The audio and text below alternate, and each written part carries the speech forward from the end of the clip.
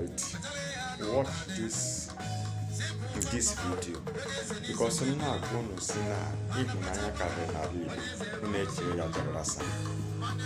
Watch this video. Ya wụrụ ma nwere ebe ọzọ na-eji eme na awọ n'ala Igbo, tinye na comment section because it's part of challenge. Yes, because ekwu m si ọ n'ala Igbo ka ụdịka ịhụnanya dị. So ya wụrụ ma gị nwere challenge, tinye na comment section. Set ahead ka ya mụ obodo ọzọ nwere dịka ịhụnanya.